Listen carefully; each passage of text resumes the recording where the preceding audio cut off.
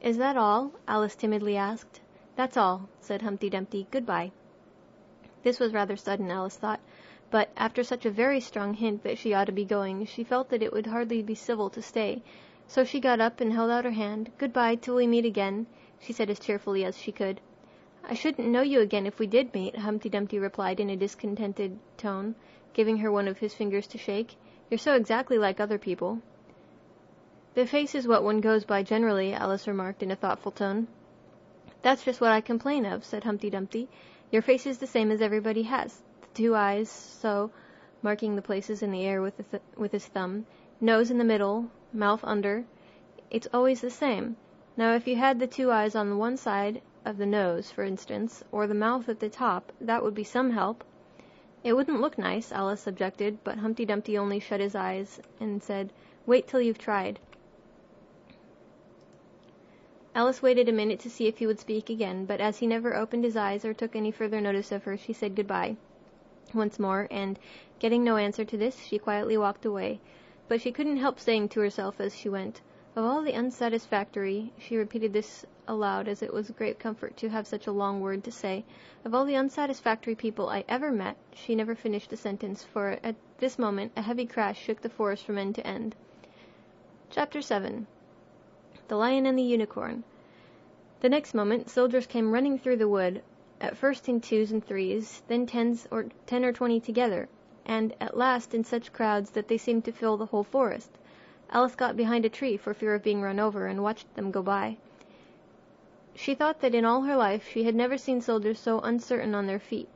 They were always tripping over something or other, and whenever one went down, several more always fell over him, so that the ground was soon covered with little heaps of men. Then came the horses. Having 4 feet, these managed rather better than the foot soldiers, but even they stumbled now and then, and it seemed to be a regular rule that whenever a horse stumbled, the rider fell off instantly. The confusion got worse every moment, and Alice was very glad to get out of the wood and into an open place, where she found the White King seated on the ground, busily writing in his memorandum book. "I've sent them all," the King cried in a tone of delight, on seeing Alice. "Did you happen to meet any soldiers, my dear, as you came through the wood?"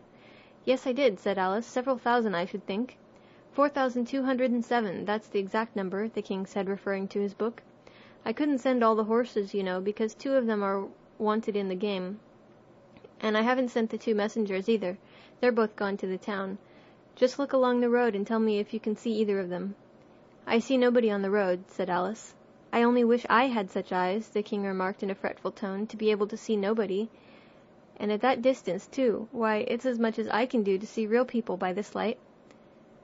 All this was lost on Alice, who was still looking intently along the road, shading her eyes with one hand. "I see somebody now," she exclaimed at last, "but he's coming very slowly, and what curious attitudes he goes into." For the messenger kept skipping up and down and wriggling like an eel as he came along, with his great hands spreading out like fans on either side. "Not at all," said the King. "He's an Anglo-Saxon messenger, and those are Anglo-Saxon attitudes. He only does them when he's happy. His name is, Heya." "I love my love with an H," Alice couldn't help beginning, "because he is happy. I hate him with an H, because he is hideous. I fed him with ham sandwiches and hay.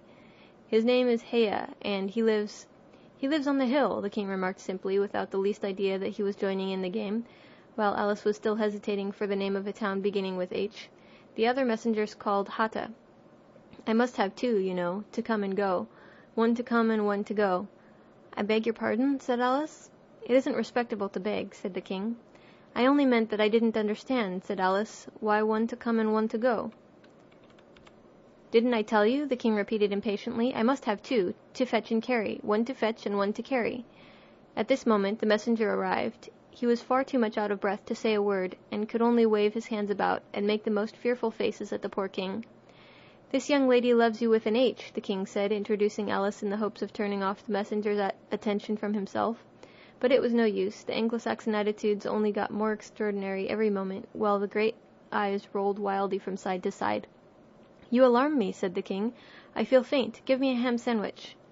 On which the messenger, to Alice's great amusement, opened a bag that hung round his neck, and handed a sandwich to the King, who devoured it greedily. "Another sandwich," said the King. "There's nothing but hay left now," the messenger said, peeping into the bag. "Hay, then," the king murmured in a faint whisper. Alice was glad to see that it revived him a good deal. "There's nothing like eating hay when you're faint," he remarked to her as he munched away. "I should think throwing cold water over you would be better," Alice suggested, "or some sal volatile." "I didn't say there was nothing better," the king replied. "I said there was nothing like it," which Alice did not venture to deny. "Who did you pass on the road?" the king went on, holding out his hand to the messenger for some more hay. "Nobody," said the messenger. "Quite right," said the king. "This young lady saw him too, so of course nobody walks slower than you." "I do my best," the messenger said in a sulky tone. "I'm sure nobody walks much faster than I do."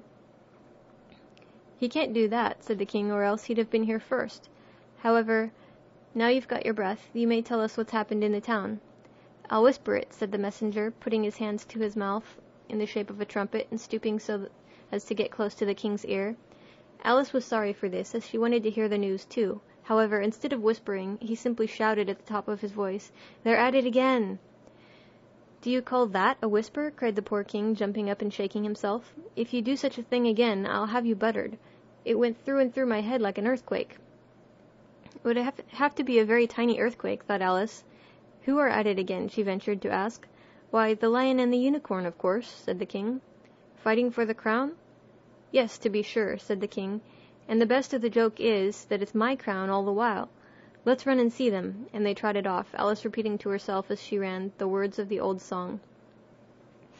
"The Lion and the Unicorn were fighting for the crown. The Lion beat the Unicorn all round the town.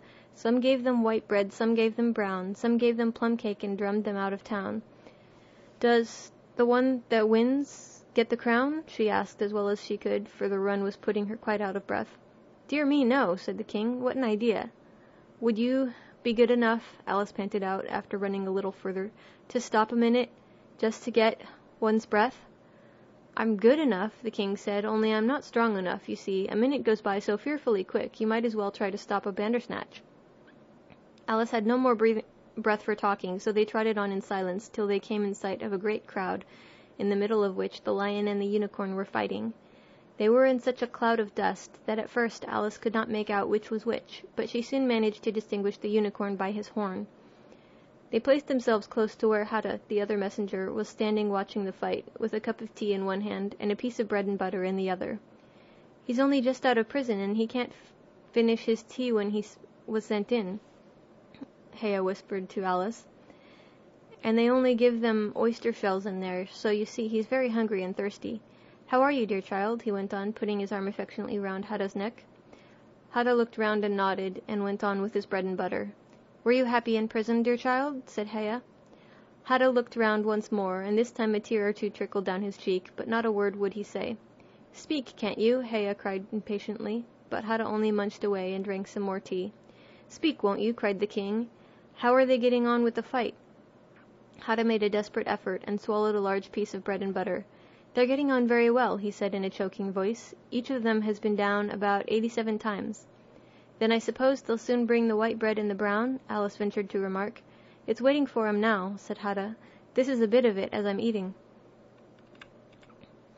There was a pause in the fight just then, and the Lion and the Unicorn sat down panting while the king called out, "10 minutes allowed for refreshments." Haya and Hata set to work at once, carrying rough trays of white and brown bread. Alice took a piece to taste, but it was very dry. "I don't think they'll fight any more today," the king said to Hata. "Go and order the drums to begin." And Hata went bounding away like a grasshopper. For a minute or two Alice stood silent, watching him. Suddenly she brightened up. "Look, look!" she cried, pointing eagerly. "There's the White Queen running across the country." She came flying out of the woods over yonder. "How fast those queens can run!" "There's some enemy after her, no doubt," the king said, without even looking round. "That wood's full of 'em." "But aren't you going to run and help her?" Alice asked, very much surprised at his taking it so quietly. "No use, no use," said the king. "She runs so fearfully quick, you might as well try to catch a bandersnatch. But I'll make a memorandum about her, if you like. She's a dear good creature," he repeated softly to himself, as he opened his memorandum book. "Do you spell creature with a double E?" At this moment the Unicorn sauntered by them with his hands in his pockets.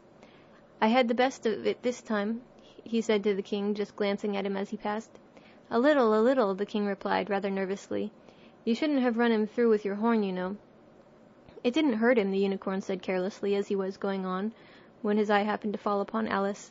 He turned round rather instantly and stood for some time looking at her with an air of the deepest disgust. "What is this?" he said at last. "This is a child," Hea replied eagerly, coming in front of Alice to introduce her, and spreading out both his hands toward her in an Anglo-Saxon attitude. "We only found it today. It's as large as life and twice as natural." "I always thought they were fabulous monsters," said the unicorn. "Is it alive?" "It can talk," said Hea solemnly. The unicorn looked dreamily at Alice and said, "Talk, child." Alice could not help her lips curling up into a smile as she began. "Do you know, I always thought unicorns were fabulous monsters, too. I never saw one alive before."